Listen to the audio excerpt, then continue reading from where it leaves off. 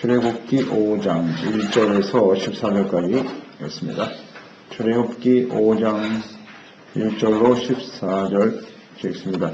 그 후에 모세와 아론이 바로에게 가서 이르되 이스라엘의 하나님 여호와께서 이렇게 말씀하시기를 내 백성을 보내라. 그러면 그들이 광야에서 내 앞에 절기를 지킬 것이라 하셨나이다. 바로가 이르되 여호와가 누구이기에 내가 그의 목소리를 듣고 이스라엘을 보내겠느냐. 나는 여호와를 알지 못하니 이스라엘을 보내지 아니하리라. 그들이 이르되 히브리인의 하나님이 우리에게 나타나셨은즉 우리가 광야로 사흘 쯤 가서 우리 하나님 여호와께 제사를 드리려 하오니 가도록 허락하소서. 여호와께서 저는 병이나 칼로 우리를 치실까 두려워하나이다. 예굽 왕이 그들에게 이르되 모세와 아론아 너희가 어찌하여 백성의 노역을 쉬게 하려느냐. 가서 너희의 노역이나 하라.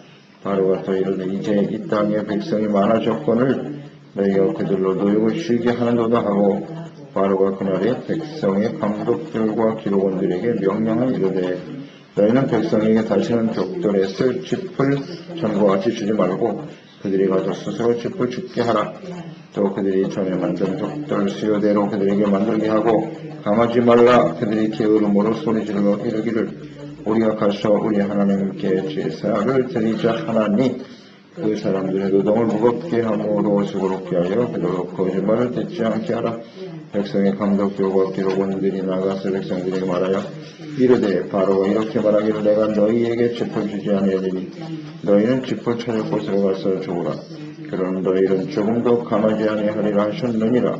백성이 애굽 온 땅에 흩어져 북쪽으로 떠기를 거두어다가 짚을 대신하니 감독들이 그들을 독촉하여 이르되 너희는 짚이 있을 때와 같이 그날의 일을 그날에 마치라 하며 바로의 감독들이 자기들이 세운 바 이스라엘 자손의 기록원들을 때리며 이르되 너희가 어찌하여 어제와 오늘에 만드는 벽들의 수요를 전과 같이 채우지 아니하였느냐 아니라. 아멘. 핍박과 구원의 소망. 하나님의 구원의 계획은 말씀을 듣고 또 믿음으로 순종하는 사람들을 통해서 성취되는 것입니다. 아론과 또 장로들도 모세를 통해서 하나님의 말씀을 듣고 또 이적을 보면서 믿게 되었습니다. 애굽에서 이스라엘 백성들이 구원을 받고 해방이 된다고 하는 것은 현실적으로는 불가능한 일입니다. 하나님의 말씀을 들었을 때 그것을 믿음으로 반응한다고 하는 것은 그렇게 쉬운 일이 아닙니다. 하지만 그들이 믿고 순종할 때 하나님의 역사는 이루어지게 되는 것이죠. 그 믿음이라는 것이 구원에 이르는 믿음을 갖는다고 하는 것은 분명한 과정을 거쳐서 확인되어져야 하는 것이죠. 하나님의 말씀이 장차 어떻게 성취되어질 것인가 이런 것을 잘 보여주고 있죠. 분명 하나님께서 약속하셨지만 바로 왕이 즉시 허락하지를 않습니다. 그의 마음을 완악하게 하심으로써 쉽게 성취되지 않는 모습을 보게 되는데요. 그런 과정을 거쳐서 하나님의 구원의 역사는 이루어지는 것임을 생각합니다. 하나님의 말씀을 들었을 때 바로 왕은 하나님을 무시했습니다. 멸시하는 그의 모습을 볼 수 있죠. 여호와께서 말씀하시기를 내 백성을 보내라. 하나님께서는 이스라엘 백성들을 내 백성이다 이렇게 말씀을 하셨습니다. 비록 그들이 지금은 바로 왕 밑에서 학대를 받고 있으나 그는 나의 택한 나의 언약의 백성이다 하는 것을 분명히 하고 계시네요. 하나님의 택한 백성이 된다고 하는 것은 얼마나 소중한 일입니까? 그래서 이들은 장차 구원을 받아서 약속의 땅에서 하나님의 다스림을 받는 하나님의 나라의 백성들이 될 것이다 이렇게 선포하신 것입니다. 하지만 이 말씀을 들은 바로 왕은 이스라엘 백성들이 하나님의 백성이 아니라 자기 백성이라고 생각하는 겁니다. 내 권세 밑에서 내가 마음대로 할 수 있는 백성이다. 너니 내어줄 수가 없다고 생각하는 것이죠. 그래서 이런 분명한 변화가 있어야 돼요. 이스라엘이 자기 백성이 아니라 하나님의 백성이라는 사실을 깨우쳐 줘야겠죠. 이것 역시 쉬운 과정이 아니지만 하나님께서 이 일을 시작하시는 것입니다. 바로 입장에서는 노예로 학대당하고 있는 이스라엘이 섬기는 신이라 알지도 못하고 그런 저급한 신은 우리는 무시할 수밖에 없다는 겁니다. 애굽이 힘이 강하고 자신들의 섬기는 신이 노예로 고통당하는 이스라엘의 신보다는 훨씬 월등하다고 생각하는 거죠. 그래서 무시하고 멸시하는 겁니다. 이것은 곧 하나님의 존재를 무시하는 행동이고 하나님께 대한 도전이죠. 여기서부터 이 싸움이 시작되는 겁니다. 하나님께 대한 도전이고 교만하죠. 교만합니다. 하나님이 그러한 사람들을 어떻게 다루시는가 보여주고 계시는 거죠. 그만큼 이 바로 왕은 하나님과 이스라엘 백성들을 깔보고 있습니다. 힘없는 노예들이 섬기는 그 신이 무슨 능력이 있단 말이냐. 귀담아 들을 필요도 없다. 무시를 하고 있습니다. 하나님이 어떤 분이신지를 안다면 이런 교만한 태도를 가질 수가 없지요. 이 교만이라고 하는 것은 언제든지 하나님을 잘 모르는 무지에서 오는 거예요. 이것은 바로 왕의 문제뿐만 아니라 오늘 우리도 마찬가지죠. 하나님을 잘 모르면 하나님의 말씀을 무시하게 되고 하나님의 말씀에 전혀 귀를 기울이지 않습니다. 인정하지 않아요. 하나님을 알아간다고 하는 것이 만큼 더 겸손해진다는 겁니다. 겸손해져요. 그래서 우리가 신앙생활을 하면 할수록 하나님을 더욱더 알아가게 되는 것이고 그 말씀 앞에 나타난 하나님의 뜻을 알기 때문에 우리는 더욱더 겸손해지겠죠. 하나님을 아는 것과 겸손은 같은 의미예요. 하나님을 모르면 교만해져요. 그래서 우리는 하나님을 아는데 힘써야 되겠죠. 바로 왕도 하나님을 몰라서 결국은 완전히 멸망을 당했어요. 교만하면 하나님이 대적하십니다. 이것은 애굽 바로 왕의 문제뿐만 아니라 하나님의 백성들도 그렇고 오늘 우리에게 주시는 하나님의 말씀인 것을 우리는 잘 생각해야 하겠습니다. 하나님을 모른다고 하니까 그래 그러면 하나님을 알려주마. 하나님께서 일하실 수밖에 없는 상황이 되었잖아요. 모르니까 알려줘야 될 거 아니에요. 이 바로의 마음을 완악하게 하신 것도 하나님이라고 하셨죠. 그러니까 완악한 바로의 마음을 갖게 하심으로써 그에게 이스라엘의 하나님 여호와가 어떤 분이신가를 확실하게 알려주시기 위해서 하나님이 섭리하고 계시는 것이죠.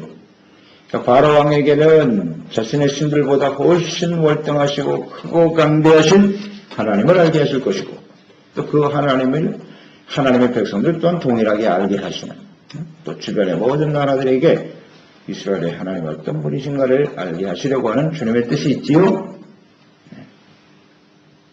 하나님의 뜻이에요. 그리고 하나님의 권능이 얼마나 크신지 하나님의 백성들에게 믿음을 갖게 하시는 것이지요. 그러니까 지금 이스라엘의 하나님이 바로 왕과 애굽 사람들 또 같은 땅에 같은 시대에 살고 있는 이스라엘 사람들에게 이제 하나님을 나타내 보여주실 텐데요. 여기서 택한 백성과 그렇지 않은 이방인들과의 차이점이 나타납니다. 그 재앙이 쏟아지지만 하나님의 백성들은 그 피해를 당하지 않았어요. 근데 애굽이 이제 멸망당하는 과정을 보게 되는데 그런 시련과 어려움을 당하면서도 애굽 사람들은 전혀 하나님을 알고 순종하지 못하고 믿지 않더라는 거죠. 똑같은 사건을 대하면서. 근데 하나님의 백성들은 그것을 알고 깨닫고 믿고 순종하는 사람으로 나타나게 되지요. 그럴 때 이제 거기서 구원의 은혜가 임하게 되는 것입니다. 그런 분명한 차이점이 있어요. 이제 하나님의 역사가 시작되는 거죠. 4절 이하에 보면 모세의 이러한 요청에 대해서 바로는 이것은 노역을 쉬기 위한 하나의 핑계에 지나지 않는다 이렇게 여긴 것이죠. 그래서 노동을 더 무겁게 하고 수고롭게 하여 백성들을 하여금 이들의 거짓말을 듣지 못하게 하라. 거짓말이라고 했네요. 그래서 감독과 기록자들에게 칩을 주지 말고 이를 조금도 감하지 않도록 하라 엄한 명령을 내렸습니다. 벽들의 수요를 이전과 같이 만들지 못하니 그들을 핍박하고 학대하였더라. 이제 하나님의 구원의 역사가 시작이 되고 있는데 실제로 하나님의 백성들에게는 더 큰 고통과 시련이 다가왔네요. 새벽이 가까울수록 그 어둠은 더욱더 짙어지는 법. 이제 하나님의 구원의 여명의 아침이 다가오고 있는데 실제적으로 현실적으로 보면 어둠은 더욱더 깊어져 가고 있더라는 거죠. 하나님의 은혜가 풍성할수록 이것을 가로막는 악한 원수마귀의 방해도 격렬하게 되어 있는 것입니다. 더 강해지는 거예요. 바로는 수단 방법을 가리지 않고 지금 하나님의 구원의 계획을 무산시키고 방해하려고 하고 있지요. 그것이 이제 사탄의 사자라는 거죠. 마귀가 하는 일은 언제든지 하나님께서 계획하신 이 구원의 역사를 방해하는 거예요. 그게 하나님의 뜻인데요. 애굽인의 감독의 배질도 더욱더 혹독하게 하라고 명령을 내리고 있습니다. 자, 이런 상황을 당하고 있는 하나님의 백성들은 모세와 아론을 통해서 또 장로들이 하나님께서 우리를 돌아보셨다. 이 고난 중에서 우리를 구원해 주시고 건전해 주실 것이다. 라는 말씀을 들었으나 이런 현실적인 고난과 시련과 어려움을 당하게 되어질 때 그 소망이 깨어질 수밖에 없잖아요. 그들이 꿈을 포기할 만큼 바로의 학정은 상당히 효과적인 것으로 보입니다. 그래서 하나님의 백성들은 구원의 말씀을 들었으나 현실적인 시련과 어려움 속에서 오히려 모세와 아론을 더 원망하는 그런 모습으로 나타날 수밖에 없는 거죠. 구원의 말씀이 선포되었지만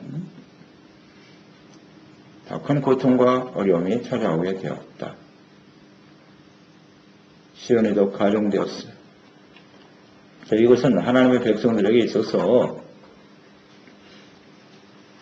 애굽 땅을 떠날 수밖에 없는, 떠나야 하는 그런 당위성을 주는 거예요. 우리가 이런 학대와 고통을 받는 이 땅에서 더 이상 살아갈 수 없다. 그러니까 절대 절망이죠. 절대 절망을 경험하게 하는 거예요. 그래야 애굽 땅을 떠날 수 있을 것을 주님이 아시는 것이죠. 뭐 이런 방해가 있지만 하나님의 뜻은 반드시 이루어집니다. 하나님의 구원은 이루어지는 거예요. 어떤 핍박과 시련도 하나님의 뜻은 막을 수가 없는 것이죠. 고난과 시련이 클수록 구원에 대한 소망은 더욱더 커지는 것이다. 하나님의 권능, 하나님의 살아계심을 바로왕과 백성들에게 보이기 위해서 이런 시련을 또 주님께서 허락하시는 것입니다. 절대 절망은 구원의 하나님을 알 수 있는 기회가 되는 것이고 하나님의 구원의 소망의 시작이라는 것을 잊지 말아야 합니다. 우리의 삶 속에 경험되어지는 시련과 고난의 의미가 무엇인지를 알아야겠죠. 세상의 미련을 버리라는 거예요. 이 하나님이 주신 구원을 가치 있고 소중하게 여기고 또 우리를 통해서 구원받아야 될 하나님의 백성들에게 하나님을 알게 하고 증거하게 하는 일이 우리의 진정한 소망이 되게 하시는 것이죠. 하나님의 나라의 소망이 더욱더 커져야 되는 거예요. 묵상해 보세요. 우리에게 고난과 시련이 다가올 때 우리는 하나님의 나라의 소망이 더욱더 커져가고 있는가? 어디에 소망을 두게 되는가? 아주 중요한 문제죠. 절대 절망을 경험해보지 않은 사람은 하나님의 구원의 소망의 빛을 받아들일 수가 없다는 거예요. 하나님의 구원, 하나님의 뜻에 소망을 두고 살아가는 하나님의 백성들이 되어야겠죠? 그러니까 이런 모든 상황 속에서 지금 현실적으로는 이스라엘 백성들이 절망을 보고 있지만 그들은 이제 곧 구원의 소망에 참여하게 될 것이고 또 힘이 있어